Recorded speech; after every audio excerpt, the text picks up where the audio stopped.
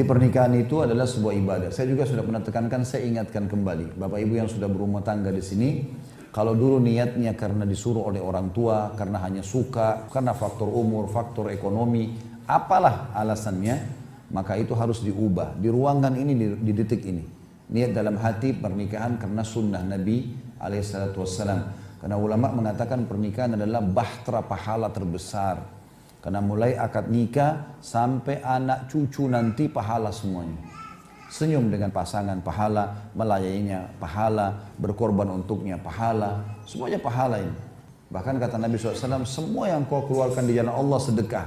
Sampai sepotong makanan yang kau letakkan di mulut istrimu, sedekah semua. Khadijah pernah saya ceritakan kisahnya. Jadi dia saking cintanya dengan Nabi SAW, dia tahu Nabi perlu apa. Nabi lapar, dia lihat dari wajahnya tanpa suaminya bilang. Maka Khadijah pernah sambut Nabi SAW pulang, lalu Nabi duduk. Khadijah lihat dari wajah Nabi, kayaknya Nabi pengen makan. Dia bilang, izinkan saya ke belakang. Dia nggak bilang, saya mau masak dulu ya, saya mau sambil makan, nggak. Nabi SAW mengatakan iya. Gara-gara sikap baiknya sama suaminya ini, Jibril datang. Lalu berkata, hai Muhammad, sebentar lagi istrimu Khadijah akan bawakan makanan favoritmu nih. Dia tahu kau lapar, dia bawakan. Karena sikap itu, melayani suami saja, sampaikan salamnya Allah kepada dia. Dan sampaikan salamku kepada dia, Jibril.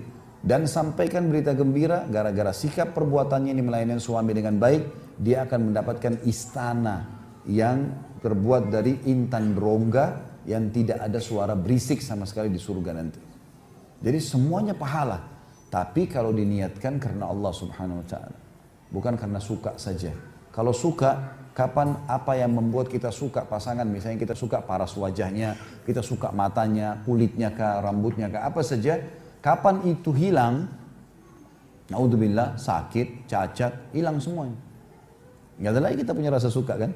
Begitu juga dengan hartanya, kapan hartanya hilang, kita sudah nggak suka. Apa saja itu bisa hilang, kecuali memang niatnya karena Allah SWT. Karena kita tahu, kita sedang menjalankan amanah.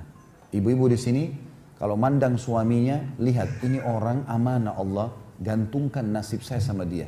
Saya disuruh layani, siapkan pakaiannya, makanannya, penuhi biologisnya, izin kalau mau keluar. Lihat Allah subhanahu wa ta'ala. Sehingga kita selalu merasa, oh Allah yang perintahkan. Allah menjadikan sebab, ya datangkan orang ini supaya saya mendapatkan keridhaannya. Begitu juga setiap suami. Orang ini amanah, siapa orang ini? Saya nggak kenal sebelumnya. Tapi saya harus penuhi makannya, minumnya, tempat tinggalnya.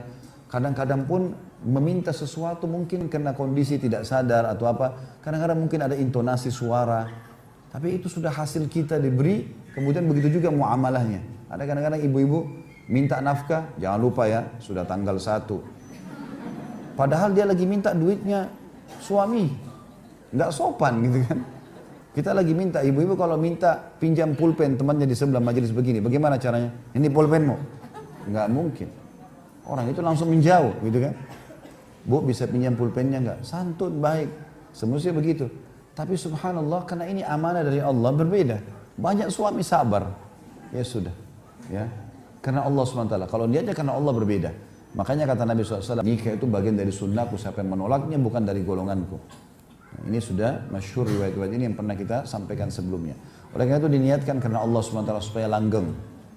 Dan juga diniatkan teman-teman sekalian, rumah tangga itu sekali kita menikah selamanya sampai ke surga insya Allah. Udah lupain kata-kata cerai ini, lupain udah. Masalah nanti ada ketidakcocokan, adaptasi, belajar. Karena kita kalau cerai pun nikah sama orang baru, adaptasi baru lagi. Dia punya cara makan sendiri, pola makan, pola fikir, pola tidur, segala macam. Kita bantu pasangan, lebih baik teman-teman kita bantu pasangan keluar dari masalahnya daripada kita meninggalkan dia. Sampai kepada masalah besar pun ya, misal pasangan kita sedang diganggu oleh lawan jenis. Ibu-ibu dapat suaminya sedang diganggu oleh wanita lain. Atau bapak-bapak mendapatkan istri diganggu oleh laki-laki lain. Na'udzubillah, mudah-mudahan tidak terjadi. Tapi kalau terjadi, bapak ibu punya dua opsi. Opsi yang pertama marah, udah pilih saya atau dia. Akhirnya pasangan kita bingung. Bisa saja pilih orang yang selingkuhannya ini atau dia pilih kita kan? Kalau menurut saya ini tidak efektif. Ada cara yang kedua, rangkul pasangan kita supaya dia bisa berubah, tinggalkan itu. Saling terbuka itu sangat bagus. Lebih baik kita rangkul pasangan, bantu dia keluar. Karena orang yang sedang digoda oleh orang lain itu ada pengaruhnya. Maka kita sebagai pasangan bantu dia keluar dari permasalahan, bukan malah kita tinggalkan. Itu poin penting ya. Kalau mau memang rumah tangganya langgeng, kalau enggak susah. Setiap kali ada masalah kita selalu emosional, selalu minta pulang, selalu minta cerai, selalu mau menceraikan dengan ancaman kalau laki-laki, maka ini tidak ada gunanya rumah tangga itu. Dan bahaya, orang mengatakan ceraikan saja saya, kita sudah tidak cocok, malaikat lewat mengaminkan, bahaya loh. Tidak usah. Semoga Allah berikan hidayah kepadamu, semoga Allah mudahkan kau jadi baik, semoga begini dan seterusnya. Itu bagus ya. Pernikahan merupakan batin, hubungan batin yang hakiki. Maknanya, yang saya pernah bilang, semua rasa suka kita, begitu sudah akad nikah, limpahkan kepada pasangan halal. Tidak usah ada was-was syaitan. Nanti kalau saya terlalu cinta sama dia, terus cerai nanti masalah. Tidak usah pikir cerai dulu. Itu hubungan batin yang hakiki. Kemudian cinta yang penuh dengan kejujuran. Yang betul-betul semua yang berhubungan dengan masalah cinta, saya ingin lampiaskan pada pasangan halal. Saya pernah bilang kata-kata, apalah, gambar, segala macam. Bahkan kita halal mengirim foto-foto pasangan kita atau kita kirim foto kita kepada pasangan yang halal. Bukan untuk dipublish ya, tapi untuk dikonsumsi pribadi. Itu tidak ada masalah. Karena dia halal. Kemudian kerjasama dalam kehidupan yang penuh ruh kebersamaan. Melibatkan pasangan dalam setiap lini kehidupannya. Ya, berdiskusi, berdialog, ini semua masuk dalamnya. Tapi ini dikatakan ada ruh kebersamaan. Bukan begitu suaminya ibu bilang, saya kayaknya terlilit utang nih, usaha saya bangkrut. Nah itu karena nafkahnya kurang. Ini jadi masalah ini. Kita bukan berikan solusi. Nggak boleh. Istri kita misalnya berkeluh, kayaknya di rumah ini butuh pembantu. Karena kalau saya sendiri urus 3 anak, cuci, nggak sempat nih. Ah memang dasar pemalas. Nggak boleh. Memang dia butuh pembantu, kasih. Kenapa enggak? Ada ruh kebersamaan. Kita kerjasama. Dan teman-teman tidak akan muncul ini hubungan batin yang hakiki, cinta yang penuh kasih sayang, kalau masih ada sifat bakhil dan perhitungan sama pasangan. Tidak bisa bertemu kelanggengan hubungan dengan bakhil. Mustahil. Nggak mungkin. Pelit sekali. Perhitungan sekali. Makanya tidak boleh ada. Karena ini di sini harus ada kebersamaan dan penuh kasih sayang. Untuk tujuan membentuk keluarga yang baik. Sekaligus memakmurkan alam semesta.